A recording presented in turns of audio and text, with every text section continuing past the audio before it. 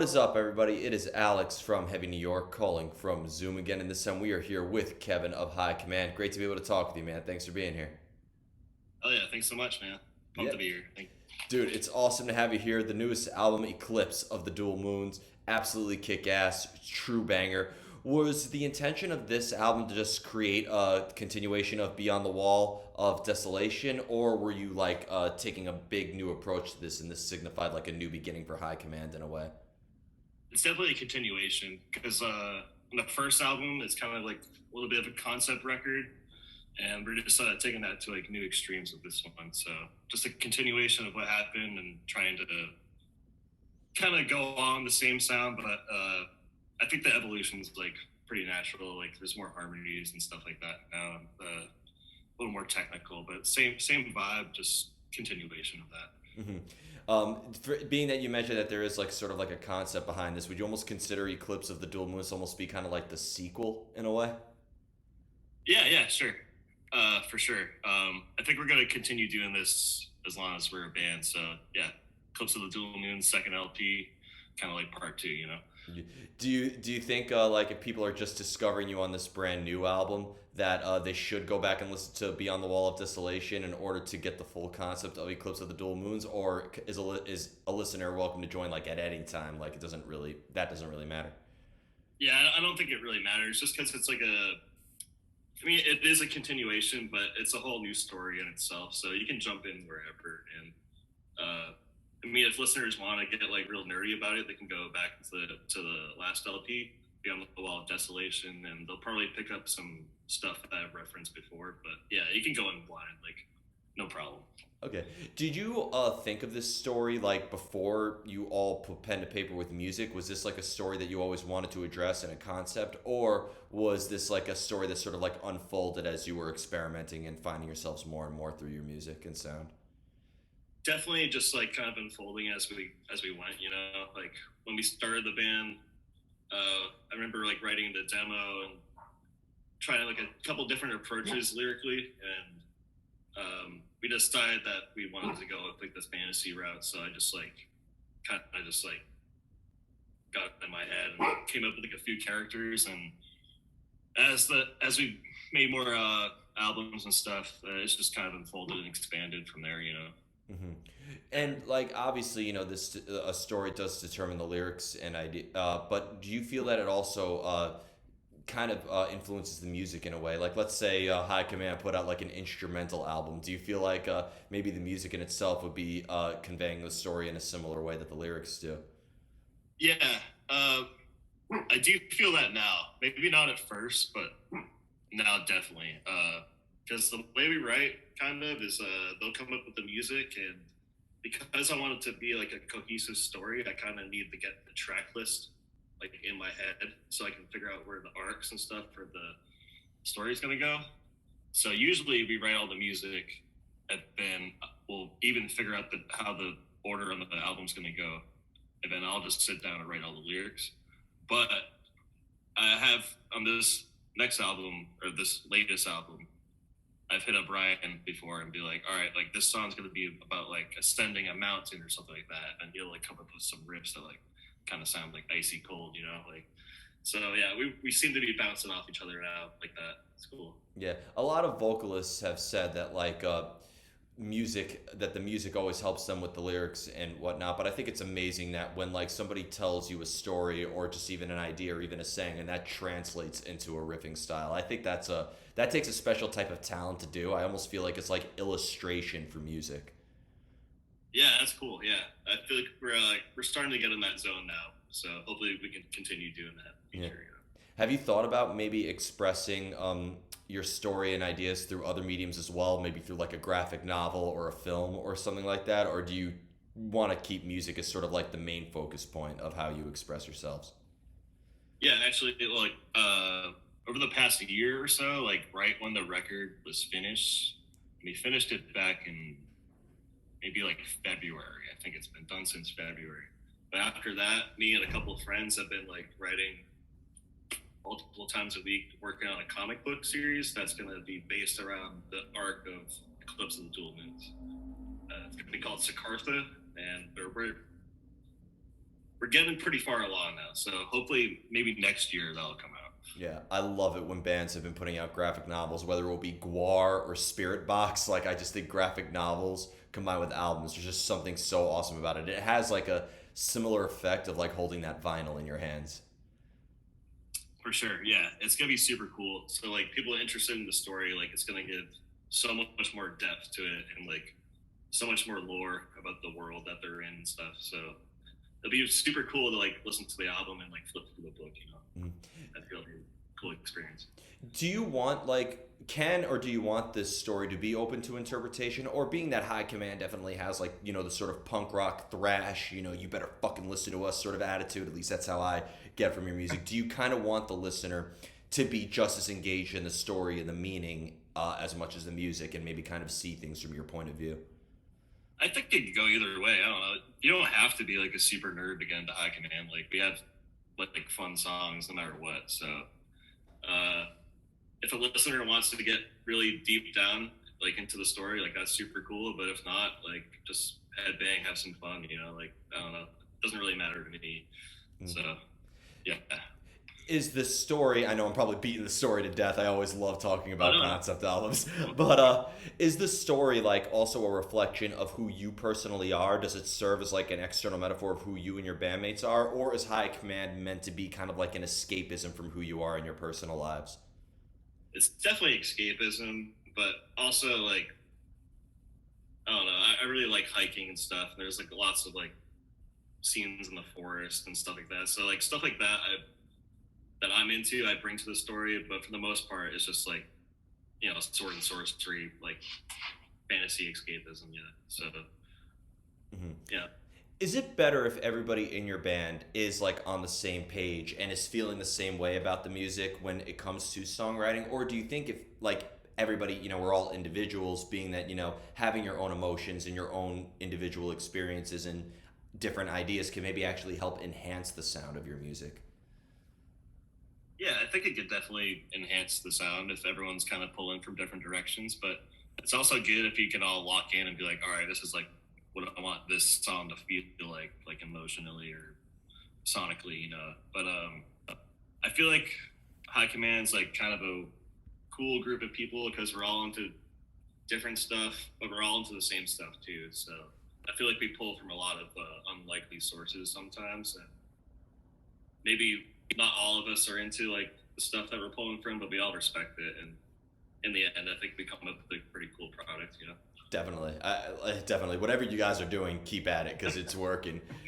And circling back to the discography, because even though you have your two albums out that have the story, you also have the Everlasting Torment and the Primordial World EPs as well.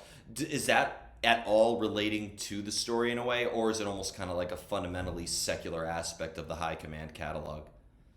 uh, they're tied into the story, but like kind of loosely. Like I kind of think of them as like a one shot with like comic books, like kind of just like a like the EPs can just be like like a little side quest almost. Like not integral to the whole like story, but just something cool to write about for like if we have a handful of songs we need to get out there. Kind of go a little deeper with the lore stuff and just a little like stuff like that, Easter eggs, whatever. Yeah, I love that you said side quest. That's how I describe every EP. If there's a band that has like a story or something like that, the EPs are like the side quests using Zelda Yeah, references. yeah, I think that's a super cool idea, and I'm not sure, but we'll probably continue doing like some EPs and stuff like that. Yeah. When in order to get like that creative energy, in order to cultivate ideas and get that urge to create, do you almost need to kind of like put yourself in a specific place in order to think of ideas, or does inspiration just strike for you out of the blue when you least expect it? A little bit of both. I don't know. I try to write. I don't try to force like writing lyrics and stuff because a lot of the time it just isn't working for me. But if I get in the zone, like I'll try to like really ride that until I'm out of ideas. But when I write, I tend to just kind of go to the woods. I'm surrounded by a lot of forests up here in New England, so I'll just go hang out there and then just think of ideas, like loose ideas of like what I would want to happen in a song, like story wise, and then I'll probably come home and then I'll start like really hashing it out. You, But, You're so cult. Like this is very black metal. Your songwriting process in a way. I guess so. I don't know. It's more of me just going in the woods, smoking some weed, and coming up with some stupid ideas. Hey, good ideas are bad. Not stupid ideas. I think only good ideas can come from that. So Yeah, I'm just saying it's not super. It's not super like metal when I go out there, but it's just what I do. nothing is more metal than being in the dark woods of isolation. Yeah, right, dude. Yep. Um, but with your bandmates and whatnot, like, and we talked about like being on the same page and whatnot, but like, do you feel like when you're in the company of each other, it almost is like a whole new ball game in a way? Like, do you almost feel like you're able to write the songwriting process is completely different with the band as opposed to your element of isolation? Yeah, it's always really cool when we get into the room, like all of us together, because sometimes it doesn't happen. Like we'll practice and we'll just be like a couple of members have work or whatever, but usually we'll be throwing the riffs around in like the group chat and stuff, and we'll all have ideas. And when we finally get in the room, it's like really cool because just to like go back and forth, be like, oh, I'll try it this way, try it that way, and it's a lot of fun. I really love those sessions when we all get together, like writing stick. Definitely. Like I've always thought, like with High Command having this sort of like thrash hardcore sound to it, there's like such an essence of unity behind it in a way. Yeah, that makes sense. Totally. Yeah. When it comes also going back to the story that you express into your material, because when you play live, you're going to have to bring in songs from, different songs from the different albums and EPs. Do you feel like maybe if you play the songs out of order in a way and you start off with an Eclipse song and, end with a Beyond song and so on and so forth, that brings maybe like a new layer of context to the story or adds a different type of meaning behind it? I haven't really thought about that, but it's actually a good idea because I don't really tend to think of the story when we're writing a set list. More so, just like how the songs can flow in and out of each other, But yeah, I don't know. I might put more thought into that going forward. It'd be really cool to do a show that almost feels like a play or something, like really like go deep dive like on the story and like maybe have some people come out do some crazy shit. I don't know. A That'd be high kind of command, a high command Broadway musical. Let's make that happen. it could just be a really bad rock opera, but who knows? I mean, dude, no, we got to make this happen. If we need to make a play where people are just gonna be sitting in Radio City and then all the chairs just go flying, man. I think that's something waiting to happen. Yeah, I don't know. Something to think about for sure. When it comes to your live shows, though, is there a similar energy that you channel into your live presence as you do in your songwriting, or do you almost consider them two completely separate forms of self-expression? Definitely different, at least for me. Like when we're writing albums, I'm like really like trying to create some like coming from like more of like an artistic point of view, but live like it's just pure energy. I just want to get everyone hyped up and like go as nuts as possible. So I'm not really thinking about that. Definitely two different headspaces for sure. But here's the brain picking question I like to ask, because in the end you are taking songs that you wrote and you're just replicating them in a live setting. Is there anything remotely creative about playing live?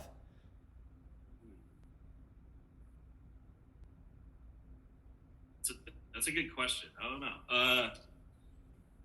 Usually when I'm out there, I'm just going as hard as possible. I'm really not thinking about like stuff like that. But we do take a lot of time like creating a set list and like weaving in samples and stuff in between songs to make it feel like a less of a less of a show, more of a show, I guess. I don't know, more of a I don't know how I'm not sure how to put this, but yeah, I don't know. Creatively, a set list. When we make a set list, we want it to flow seamlessly and stuff. So that's about as creative as I get. But performing live, I just like try to go insane. I don't know. Well, That's just what I'm. well, I was interviewing Blind Guardian last month, and we had a discussion where like a song the placement and a set list of a song could make or break how it translates in a live setting. Like there may Yeah, be some songs that like open the set up perfectly, but would be horrible if you put it at the end or something. yeah, definitely. We got some songs like that. Like in this last run, we placed "Impaled Upon the Gates." I don't know if you know that song, but it starts with like a bass intro. I think we played that third, so we kind of just get start off like real hard, and then have some peaks and valleys in there with some slower songs and stuff like that. Yeah. But we want to make it like more of an experience. Less of like just like stop and go. Like, oh, here's a couple songs, awkward silence for a while. Here's a couple more songs. We want it to like flow really well. Yeah. Well, with a high command show, I feel like, I have yet to see you guys live, but I hope that that changes very soon. But I was watching videos and, seeing people's Instagram stories and all that, and it really doesn't just seem like a concert. Going back to like your story, and even though we were joking about, the high command Broadway musical, it does seem like high command is not just a concert, but it really is an overall experience where I think you do kind of like create an alternate reality. Yeah, I think we I don't know, for some reason, without even like really trying, like once the lights come on and like we try to get some fog in there or something, I think it just creates a really cool atmosphere. And I don't know, there's something about it. Just people go insane. It's really fun. Yeah. Do you almost feel like you have to practice crowd interaction or stage presence as much as you have to practice like the material itself in a way, or is that just like a something that comes naturally as you perform more and more? uh, yeah, I don't know. Like I'm kind of like a quiet dude for the most part. Not really a great public speaker, but I've made it a point like over the years of the band playing to like get better at that stuff. Like the crowd interaction and just being like the best frontman that I can be. So definitely kind of a struggle at times, but not doesn't come naturally for me. But I'm getting better at it, I think. Yeah, I couldn't have told you were owning that stage. Thanks, dude. Yeah, Yeah, I try. yeah. To it. You got to bring the dog on camera. Just like You want to see my dog? There you go. yeah. So we need a special guest. I love that, by the way. I've been having every band that has a pet like bring their pets as All right. special guests. So it's my dog Tulip. She's chilling on the bed right now. Tulip, it's great to meet you. Now she's quiet, of course, but Right? I was like, wait a minute, like that's the same dog that was barking the whole time. yeah, no, she's shy. That is the Sorry, dude. that your dog was trolling extra hard. I love that. I know. Yeah, she's crazy. Yeah, beautiful dog though. Yeah. And I got two more questions for you. This next question is kind of like a what if question, but it is circling back to the story in a way where like, let's say you're writing a song and you feel and you're feeling a certain way. You're feeling angry on a specific day where you write a song. But let's say if you were feeling any differently, do you think that the lyricism or the music itself would change in a way because you are having a story? Do you think your emotions impact how you portray the story on a song? Yeah, definitely. Yeah, for sure. Um, I think there's a couple tracks on here like that are different just because of the state of mind that I was in when I wrote it. Like maybe Chamber of Agony is a little more like has a little more despair or something like that than say the title track Eclipse of the Dual Moons. I know it's not out yet, but you'll probably hear the difference when it drops November 25th. So Definitely. yeah, that's a good question. Yeah, definitely emotions are definitely can influence how if you're writing a story of like the which way you're gonna take it. Yeah, because like, do you feel like if you're working on something for a long period of time, because sometimes you are working on a song for days or weeks or months, that like maybe the longer you work on something, the harder it is to sort of like maintain the emotion or energy that initially sparked it? Yeah, for sure, man. Sometimes if I get like really stuck on like a song, if I'm like kind of just like going at war in my head of like what should I do, like what should come next or whatever, like a lot of the time I kind of got to step back and just be like, all right, like the first idea was the best. Sorry. See? But and just like kind of just like reel it in because a lot of the time, Tulip, it's okay, bud. I'm sorry, man. No, it's all A good. lot of the time, if I get like too like in my head about ideas, like I'll just overthink it and stuff. So sometimes I gotta reel it back and just be like, all right, this is the vision. I'm rolling with it. But just get it done, you know. Yeah, yeah, absolutely. Because part of me wonders, like with every song, like do you almost have to feel a specific way in order to execute those lyrics, or like do you almost like, okay, I'm not feeling angry enough to work on this song today, or I'm not feeling positive enough to write this song, you know? It definitely helps for me to be in a good like state of mind when I'm recording. I like to just kind of not recording when I'm writing. I like to just be like kind of chill about it, you know, just go out there and see what happens. And I don't know.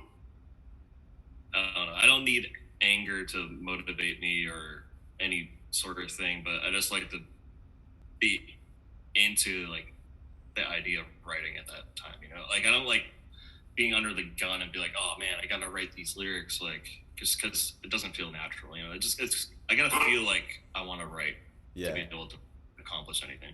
High command, all organic metal. Yeah. Yeah. Yeah. And here comes the final question and the most difficult one for last. Are you ready? Sure, man. How do you know when a song is done? How do we know? Oh man, I don't know. We got What? we got like a 12-minute song in this record, so we're probably not the best at saying when things are done, but I think we know when a song is done, especially in the studio when we've ran out of like insane ideas. Or when we're in the studio and Seth, our engineer, is like, all right, you guys are going too far. Like, that's it, you know? Yep. Because there's definitely been moments in the studio where we've just been like, well, what about this ridiculous idea? And Seth's just like, all right, you guys are going off the rails. Like, it's perfect. It's like, let's just keep it like that, you know? Fair enough. It's always good to have that extra hand in there. I've always said, like, the producer or the mixer, they're the fifth Beatle, the sixth Beatle. If you're in Slipknot, the 10th Beatle. So, Yeah, shout out to Seth Manchester at Machines of Magnets because he's had so many good ideas on these LPs. Like, he really took it to the next level. So, definitely. thankful for him. Definitely. Yeah. So before we go, I want to thank you so much for your time today. And big shout out to Tulip as well. Is there just we Sorry, man. no, we made it through the whole interview. There was just that one question. I would just love it if Blabbermouth picks that up and being like, high command, rough, rough, rough, rough, rough. That'd be awesome. Yeah. But yeah, thank you so much, dude. This has been fun. Yeah, anytime, man. Is there just anything else with the release of this new album that you would like to plug in terms of tours or videos or anything else we could be expecting that you're allowed to promote, of course? We got a couple shows that aren't announced yet in December, but if you're in the Philly, New York area, be on the lookout for those. And I'm not sure when this interview is dropping, but tomorrow, November 8th, we release our next single, Fortified by Bloodshed. And the new album drops November 25th. So, I don't know, just be on the lookout because we're going to hit the road hard for this one. So, Hell yeah. And I look forward to whatever New York show is coming. Thank you, man. cool, man. Yeah, right on, dude. Everybody, we are here with High Command, November 25th. Be sure to check out Eclipse of the Dual Moons. We will see you next time on Heavy New York.